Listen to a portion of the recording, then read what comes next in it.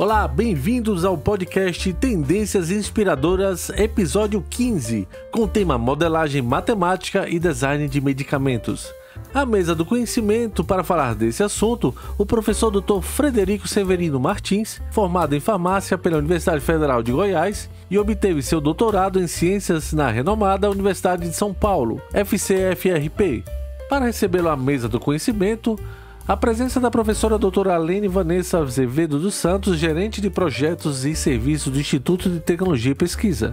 Também a presença da professora doutora Patrícia Severino, graduada em farmácia pela Universidade Metodista de Piracicaba, mestre e doutora em engenharia química pela Universidade Estadual de Campinas e é pesquisadora do Laboratório de Nanotecnologia e Nanomedicina do Instituto de Tecnologia e professora permanente do Programa de Pós-Graduação em Biotecnologia Industrial na Universidade de Tiradentes, com a presença também do diretor-presidente do Instituto de Tecnologia e Pesquisa, o professor Paulo do Irado, que irá interagir com os nossos convidados e fomentar ainda mais o assunto. Muito obrigado e bom podcast! Pois é, pessoal, que portfólio magnífico do Dr. Martins, que está à mesa do conhecimento neste podcast Tendências Inspiradoras número 15, com o tema Modelagem Matemática e Design de Medicamentos. Hoje vai ser um tema muito bacana. Inclusive, a nossa mesa do conhecimento, nós desenhamos de uma maneira diferente. E para iniciar, a palavra do diretor-presidente do ITP, Paulo do Irado, por favor. Dar boas-vindas aqui a todos. É um momento gratificante, porque nós estamos aqui com um assunto que está assim na fronteira do conhecimento. Estamos trazendo novidades, coisas muito importantes para a nossa agenda e queremos compartilhar aqui com todos. Pois é, todos já foram apresentados na mesa, na nossa abertura, e eu já vou lançar a primeira pergunta, se me permitem, aqui no nosso roteiro, que é elaborado por uma equipe magnífica que faz esse podcast com carinho, e a mesa também, que elabora essas perguntas, a Alene Vanessa, muito obrigado, Alene, e a professora pesquisadora Patrícia Severino, também muito obrigado por estar à mesa. E olha, vou lançar a primeira pergunta, né? Quais as vantagens do uso de modelos matemáticos para o desenvolvimento de medicamentos? A modelagem ela pode ser aplicada e tem que ser aplicada para benefício do paciente. Então, tudo que a gente faz é para que o medicamento, na fase final, o paciente tenha uma melhor qualidade de vida. Na parte de indústria, a gente vai ter as vantagens de economizar tempo e dinheiro, evitar o uso de animais, acelerar o processo, baratear o custo do medicamento de prateleira para o paciente. Então, a gente tem uma forma mais competitiva e levar o acesso do medicamento para toda a população. Eu gostaria de deixar aberta a mesa para vocês também podem fazer perguntas. O Dr. Frederico adicionar, acrescentar qualquer outros elementos aqui na nossa discussão. E a segunda pergunta é... Paulo, você tem alguma dúvida, alguma coisa que você queira já lançar? Tem, com certeza tem dúvidas aqui. Mas até que ponto, por exemplo, essa disponibilidade de recursos digitais ajuda na modelagem matemática para se fazer essa simulação, essa aproximação com os medicamentos? Sim. Uma importante pergunta, porque a disponibilidade vai depender daquela informação que existe. Infelizmente ou felizmente, a fisiologia humana é muito complexa. Então, primeiramente, a gente tem que entender como funciona o nosso corpo. E dessa forma, através de equações matemáticas, escrever isso dentro de um software para quando a gente tentar fazer os nossos modelos virtuais ou populações virtuais, ela consiga representar um paciente real, tá? Então, acredito que a medicina ainda tem que evoluir muito, a coleta de dados ainda tem que melhorar bastante para que tenhamos pacientes virtuais mais fidedignos àquilo que a gente tem na clínica. Querem acrescentar alguma coisa? Eu gostaria de fazer uma pergunta, Dr. Martins. Por exemplo, um paciente que está na UTI, que tem problema renal, hipertensão, enfim, está com um quadro complicado. Como que esses modelos podem ajudar o médico na escolha da posologia dos medicamentos? Certo. E se isso já é viável, se isso é um futuro próximo, eu queria que você pudesse discutir um pouquinho sobre isso. Com certeza, isso é viável, mas a gente tem que pensar que toda modelagem a gente precisa de um tempo para que o resultado seja aplicado à parte clínica, que depende da modelagem, pode durar até 1 ano de estudos. Mas após esse 1 ano, a gente consegue propagar as informações para um paciente que está na cama de UTI, tá? Então, a gente pega as informações renais, hepáticas do paciente, peso, idade, gênero.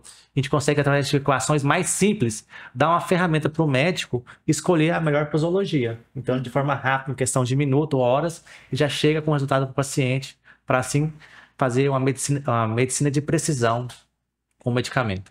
Essa posologia seria a dosagem dos medicamentos. A dosagem, o tempo, a combinação terapêutica, se existe alguma interação medicamentosa que não foi averiguada no início, porque geralmente um paciente da UTI, ele está sob a polifarmácia, ele toma diversos medicamentos ao mesmo tempo, tá? Então o médico tem que ter essa sensibilidade, o conhecimento, saber quais medicamentos pode combinar ou não. E hoje em dia, algumas interações ou muitas interações medicamentosas ainda a gente não conhece, principalmente os medicamentos novos. Quer dizer, tanto pode potencializar como neutralizar de repente o tratamento, não é isso? E uma coisa interessante que você falou aí que me chamou a atenção é o uso do termo população, né? Então, essa modelagem que vocês trabalham, ela é baseada num contexto de uma quantidade infinita de banco de dados oriundos de diferentes pessoas, e a partir daí é que vocês montam esses modelos? Seria assim que funciona? Exatamente. Nós temos hoje modelos que representam populações asiáticas, o chinês, o japonês, temos populações dentro do software indiana, tá? Brasileira ainda não, eu desconheço dentro de qualquer software comercial que tenha a população brasileira. Isso é importante ter essas diferentes populações, porque cada população tem uma característica diferente. Por exemplo, expressão enzimática. Então, um medicamento que funciona bem na população japonesa, talvez na população brasileira, a gente tem que ajustar a dose para ter o efeito terapêutico, a dose terapêutica necessária. Então, isso é importante, conhecer a diversidade das populações. Agora, com toda a miscigenação que nós tivemos no Brasil, dá para caracterizar bem o que seria uma população brasileira? Não. A gente tem que trabalhar subgrupos. Sim. Tá? Subgrupos. Porque, por exemplo, no sul do Brasil nós temos populações de oriunda italiana Sim. e germânica, então a gente tem que levar isso em conta. No norte e nordeste nós temos a parte da população que veio da África. Os nossos indígenas também, a gente não pode esquecer. Certo. Tratamento de malária, tuberculose nessa população. E hoje a gente já sabe que a expressão enzimática do transportador é diferente para essa população. Então a gente tem que não pensar só na grande margem de população, o público gigantesco dos grandes centros, Sim. mas nessas populações que ninguém está pensando ainda. Os recortes. Os recortes, exatamente. E é exatamente essa próxima pergunta. Quais os desafios de uso da modelagem matemática para o desenvolvimento dos fármacos? O que você acha? Um dos principais desafios, a gente está cruzando ele agora, é a tecnologia. Hoje nós temos computadores cada vez mais avançados que dão um processamento mais rápido. Na minha opinião, hoje o principal desafio é o recurso humano. Nós temos que formar recurso humano. Tanto na área de farmácia, medicina, enfermagem, porque esses profissionais em conjuntos vão conseguir fazer uma modelagem melhor. Então, o recurso humano, dentro da universidade, formar profissionais com essa capacidade técnica, é o principal desafio que eu vejo hoje em dia. Agora eu pergunto também, com relação a esse mesmo ponto, a fidedignidade da informação é fundamental, né? Você pode ter o melhor sistema, o melhor processamento, mas se você não confia nos dados, você nunca vai ter uma resposta positiva. Nós podemos confiar nos dados que estão alimentando, de um modo geral, esses sistemas hoje? Exatamente, são casos a casos, porque nós trabalhamos com artigos já publicados. Então, se for um artigo que não tem uma qualidade que sirva ao padrão, provavelmente os modelos vão dar errado. Mas a grande vantagem é que qualquer modelo matemático ele tem que ser qualificado. Então, nós pegamos esses artigos já publicados de fisiologia, colocamos no software, aí pegamos a farmacocinética de vários fármacos e testamos para ver se está batendo com os dados em vivo. Então, só após a gente conseguir qualificar, validar o software, que esse software pode ser usado para aplicações práticas. Aí teria uma espécie de calibragem também do software em função da população, ou do medicamento, não sei, né? Do período. Pois não. Dr. Martins, como que a inteligência artificial poderia estar atuando dentro desse cenário da modelagem, da captação dos dados? Eu uso muito a inteligência artificial para processar os meus dados, para tornar mais rápidas as análises. Então, eu pego um banco de dados que tem 5.000 amostras, é difícil, através de programação simples, ou através de usar uma planilha de Excel, identificar os padrões ali contidos. Então, a gente usa a inteligência para criar modelos, para separar outliers, para identificar coisas que nosso olho humano ainda não consegue ver. Então, ela nos dá tempo, faz ganhar tempo para isso. Isso é muito interessante. E com o salto da inteligência artificial nos últimos anos, na verdade, deve ter ampliado ainda mais os horizontes, né? Sim. Hoje, com o chat GPT, com outras inteligências, ela se tornou aberta ao público. Então, todo mundo consegue ter esse acesso. Você tem uma unidade de dados, você consegue usar de forma gratuita. Isso foi muito bom e vai ser muito bom para a ciência e muito bom para a modelagem, que torna mais democrático essa ferramenta. Perfeito. Gostaria de acrescentar? Aproveitando aí o que você falou ainda em termos de desafios e da sua fala anterior, né, sobre a ausência de dados, talvez, da população brasileira, ou dados suficientes, o que seria a principal limitação para que esses dados não estejam disponíveis para essa finalidade? Ou os dados estão disponíveis, mas ainda não fazemos uso dessas ferramentas para fins de prescrição ou de atendimento médico? Para ter acesso a esses dados, o primeiro passo é publicação. Então, publicações de qualidade, de grupos sérios, que faz a análise desses dados e nos entrega em forma de publicação, que acredito que a publicação é a forma mais fácil de comunicação entre os cientistas. Então, a gente precisa trabalhar um pouco mais nisso. Perfeito. Temos uma próxima pergunta aqui. A indústria farmacêutica já usa essas ferramentas e como funciona esse processo produtivo? Fora do Brasil, isso já vem sendo aplicado por mais de 10 anos, é muito bem aceito. Graças ao FDA, isso se tornou popular nas indústrias fora do Brasil. Mas também tem que lembrar que a Anvisa tem um papel fundamental na aceitação dentro do Brasil e aplicação pelas indústrias. E a Anvisa está correndo atrás. A Anvisa tem grupos técnicos para estudar a questão de modelagem e fazer guias para que as indústrias nacionais sigam um padrão ouro, para que essa modelagem seja bem empregada na indústria farmacêutica. Quer perguntar? Não, a questão por exemplo, aqui no Brasil, muitas vezes a gente percebe que existe uma lentidão, talvez muito grande, não sei se por razões burocráticas ou se por uma exigência técnica mesmo, né, para que se libere algum medicamento que muitas vezes já está até em uso no exterior. E ele tem que passar por um processo interno, né, através da Anvisa. E até que ponto, né, a gente precisa repetir tanto alguns testes ou alguma adaptação de um medicamento para a realidade brasileira quando ele já é de uso, vamos dizer, público em outros países? No caso de medicamentos novos, a gente tem que tomar cuidado que a gente não conhece o comportamento desse fármaco na nossa população, devido à diferença geográfica e genética que nós temos. Então, isso, na minha opinião, é um ponto importante que a Anvisa traz, está sempre verificando se esse fármaco pode ser bem empregado na nossa população ou não. Então, na minha opinião, isso é positivo. Sim. Tá. Ok. Perfeito. Nós vamos para um pequeno intervalo para a gente entrar no segundo bloco e eu aproveito para você conhecer um pouquinho do ITP. O Instituto de Tecnologia e Pesquisa é uma entidade sem fins lucrativos criada em 1998 pelo Grupo Tiradentes, em resposta às demandas por uma estrutura apropriada para o desenvolvimento da ciência, tecnologia e inovação em Sergipe, contribuindo assim para o crescimento da região Nordeste. A constante qualificação do seu corpo de pesquisadores, aliada ao fortalecimento da articulação com empresas, outras instituições de pesquisa, intercâmbios nacionais e internacionais, tem possibilitado ao ITP contribuir de maneira significativa com a formação de recursos humanos qualificados, produção de conhecimento científico e tecnológico na fronteira do conhecimento e geração de produtos e processos inovadores para a sociedade e o mercado. Além disso, o Instituto constitui parcerias com diversos órgãos públicos e privados. A excelente infraestrutura tecnológica dos seus laboratórios conta com equipamentos únicos no Nordeste e possibilita a criação de unidades especializadas em diferentes áreas do conhecimento, a exemplo da área de energias, petróleo e gás. O ITP possui 18 laboratórios, sendo 2 destes dedicados à prestação de serviço. Essa ampla estrutura possibilita a realização de pesquisas em diferentes áreas do conhecimento, permitindo ao ITP atuar de forma multidisciplinar, abordando as demandas do mercado de maneira sistêmica. Descubra as possibilidades que o ITP oferece e faça parte dessa jornada rumo ao futuro. O Instituto potencializa ideias, cria soluções e transforma realidades. Retornamos e com o tema modelagem matemática e design de medicamentos, com todos esses pesquisadores aqui presentes para falar sobre esse assunto, eu já vou lançar essa próxima pergunta, tá?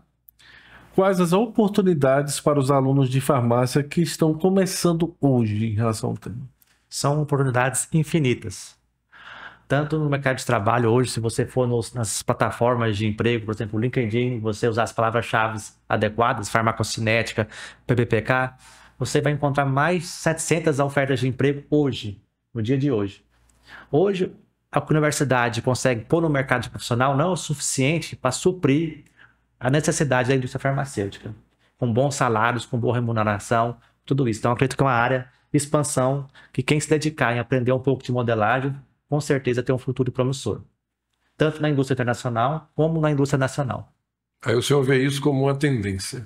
Uma Que tendência. vai cada vez estar mais presente, mais forte. Sim, não tem como fugir disso mais. E sob o ponto de vista aí da própria formação superior, né? O aluno hoje, eu não sei se você conhece os modelos, né, de ensino brasileiro, nem as disciplinas que esses alunos são submetidos, mas existiria algum pré-requisito ou alguma formação específica dentro do curso de farmácia que o aluno precisasse ser submetido para ganhar habilidades e competências dentro dessa área? Acredito que um ponto principal seria a aplicação da farmacocinética, disciplina voltada, exclusiva para farmacocinética e programação. Acho que hoje todo aluno de graduação tinha que saber o mínimo de programação para ser bem colocado no mercado de trabalho. Segunda pergunta desse bloco. Qual a expectativa de futuro e possíveis oportunidades de entrega para a sociedade nesta área? Seria a medicina de precisão. Cada vez mais a gente ser mais assertivo nas terapias, avaliar coisas que a gente não consegue em estudos clínicos, avaliar de forma rápida, por exemplo, interações medicamentosas, às vezes interação entre medicamento e recipiente da formulação. Isso é algo muito importante que está em foco hoje em dia, porque sempre a gente pensa, por exemplo, que o recipiente de uma solução oral para pediatria é algo inerte, mas geralmente isso às vezes não acontece. Então a gente tem que estar avaliando isso, tá? Então a gente está conseguindo, através da modelagem, ver cenários que a gente nunca imaginou antes. Isso é muito importante. Perfeito. Isso mostra que desde o desenvolvimento da formulação, não só o fármaco em si, mas todo o conteúdo da formulação, ele precisa ser estudado, né? Então, isso é bastante importante, que não envolve só a farmacologia, mas também a farmacotécnica, a tecnologia farmacêutica, e todos têm que trabalhar junto para construir um modelo adequado. Exatamente. Na modelagem, quando eu trabalho, nunca trabalhei sozinho e provavelmente nunca vou trabalhar sozinho. Sempre eu preciso de alguém que trabalha com pré-formulação, alguém que entenda de dissolução, alguém que entenda de farmacodinâmica, às vezes um matemático, por alguma equação que eu estou derivando de forma errônea. Então, é um conjunto, né? Que a gente tem que estar sempre trabalhando junto para ter essa melhor atividade. Outra questão também, doutor Frederico, é a questão de saber trabalhar, né? De desenvolvimento das soft skills dos estudantes na graduação. Eu acho que isso a gente também tem que começar a trabalhar um pouco mais em todas as graduações, né? Como que você vê lá na ponta, dentro da indústria, como que o profissional chega em relação a isso? Dentro da indústria, a gente pensar uma grande indústria farmacêutica, deve ter em média de 5 mil a 10 mil profissionais. Então, você se comunicar bem, você lidar bem com os colegas de trabalho, entregar a informação de forma correta é muito importante. Eu, por exemplo, trabalho numa empresa de consultoria e como eu me comunico com o meu cliente, como eu gero a expectativa ou tiro a expectativa, é muito importante que o trabalho flua. Porque, às vezes, eu não posso comunicar de forma errada e pedir que o meu cliente gere mais dados de bancada para mim. Isso pode causar um transtorno e aumentar os custos operacionais. Então, a gente tem que saber lidar com a expectativa do cliente, saber entregar o que precisa, às vezes comunicar a má informação, porque nem tudo são flores, nem tudo sempre vai dar certo na modelagem. A gente tem que saber trazer o cliente para ele não se sentir decepcionado. E ter a segurança de que os métodos e a forma como aquilo foi conduzido foi rigorosamente, né, dentro dos padrões para eliminar dúvidas, né? Porque às vezes o encomendante, vamos dizer assim, de uma pesquisa, ele pode se sentir prejudicado com o resultado que foi dado. Ele tem uma determinada expectativa que não se cumpre e aí ele pode tender a achar que não foi bem feito o processo, né? Então, existem métodos, existem padrões que precisam ser rigorosamente cumpridos, né, para dar aquele laudo definitivo de forma, vamos dizer, mais inquestionável com relação a a segurança da análise. Exatamente.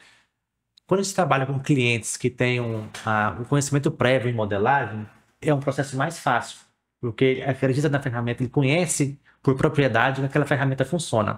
Mas quando a gente não trabalha com um cliente que desacredita e está ali porque necessidade, então a gente tem que ser um trabalho mais de base, explicando conceitos básicos para dar a informação necessária. Não adianta eu falar de uma equação muito complexa com ele, que ele não vai entender. Tá? Então a gente tem que ser mais didático naquele processo. Então é um processo também educacional, né, que está em curso, não é só a questão técnica em si, mas a forma como se aborda, a forma como se explica, se justifica e até se ensina sobre o processo.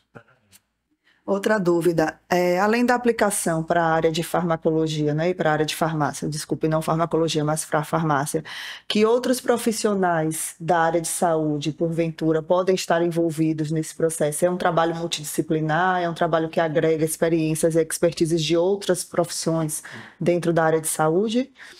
A modelagem é vamos dizer assim, ela não é uma ciência, mas é um ramo dentro da farmacologia democrático. Qualquer profissional pode estar inserido. Um matemático, um físico. Eu tenho colegas que são físicos, biomédicos, enfermeiros, médicos, farmacêuticos. Isso é importante.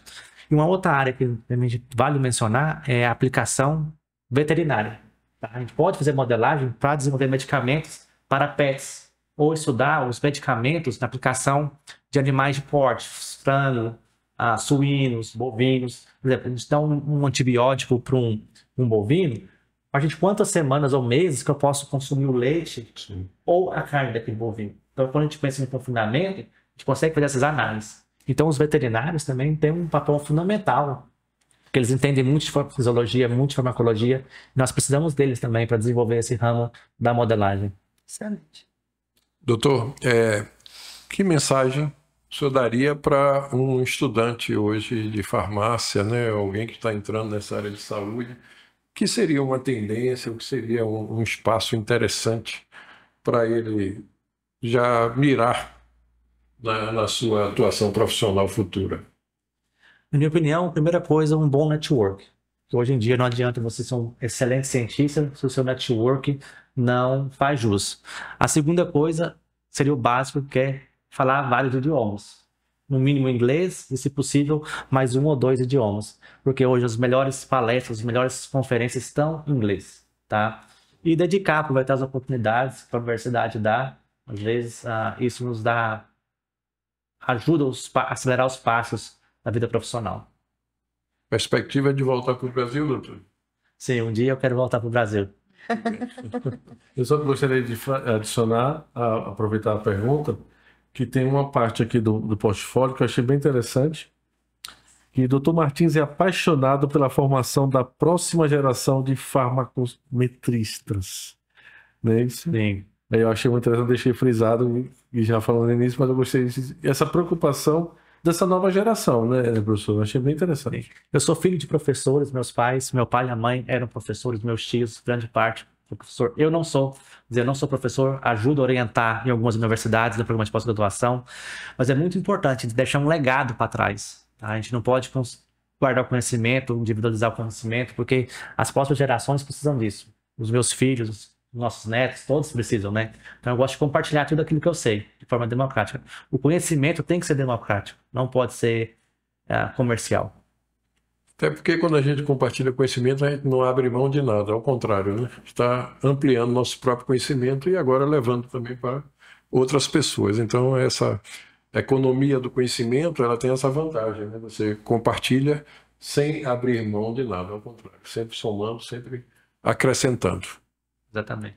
Bem, nós já estamos no final do nosso podcast sobre esse tema, e nessa última rodada nós vamos convidar todos para fazer suas considerações finais do que gostaria de adicionar ou de compartilhar a sua opinião sobre esse tema. E eu vou começar com a professora Patrícia, por favor. É uma honra e um prazer estar aqui nessa mesa, principalmente com o Frederico, que ele é uma referência hoje, tanto no Brasil quanto fora do Brasil nessa área, e tê-lo aqui com a gente na Universidade Tiradentes só vem afirmar o quanto nós trabalhamos para trazer o que é novo, para inspirar pessoas, e que a gente trabalha com profissionais de referência no mundo, né? Então, queria agradecer muito a sua vinda, professor. Doutor Frederico, e estar com você é uma honra para todos nós aqui. Espero recebê-lo em você em breve de novo e que essa interação perdure por muitos e muitos anos. Obrigada. Por favor, Alene. Também agradecer, né? Agradecer a oportunidade e o aceite de você participar aqui conosco, né? Desse podcast. E como o Paulo comentou, né? Quanto mais a gente compartilha, mais a gente ganha. Então, acredito que é uma oportunidade enorme para os nossos alunos, para as pessoas que não conhecem tanto dessa área, poder aprender um pouco com sua experiência e despertar em algum lugar ali dentro do aluno uma nova oportunidade, né? Vislumbrar um novo caminho, um direcionamento profissional diferente do que a maioria das pessoas segue. Então, parabéns, né, pela coragem. Acredito, né, que quando você começou, talvez isso fosse muito mais, né, muito mais limitado de acesso e conseguiu, encarou, chegou lá, fez e hoje volta como uma referência, né, e explicando, esclarecendo e fazendo os olhos de todos nós brilharem aqui, né, com essa oportunidade. Obrigada. Obrigado. Doutor. Primeiramente, obrigado pelo convite, a universidade que me proporcionou estar aqui hoje. Fico muito feliz de contribuir um pouquinho do que eu aprendi nessa jornada de 10 anos já, nessa área de modelagem. Espero que um pouco da minha história possa comover alguém para vir para esse lado, que nós precisamos de profissionais que tudo é possível, se aprender, se compartilhar o conhecimento. E sempre estarei à disposição para ajudar a universidade ou o ouvinte que tem alguma dúvida. Me chama, a gente vai conversar, a gente conversa por e-mail, por teleconferência. O meu papel aqui nesse plano terrestre é compartilhar e ensinar aquilo que eu sei. Obrigado. Perfeito. Paulo. Bom, então, como eu disse no início, né, que a gente trabalha aqui é na fronteira do conhecimento. Então, doutor, muito obrigado por sua participação aqui, por trazer notícias tão novas, tão características, inclusive de tendências, né, para onde a gente está caminhando.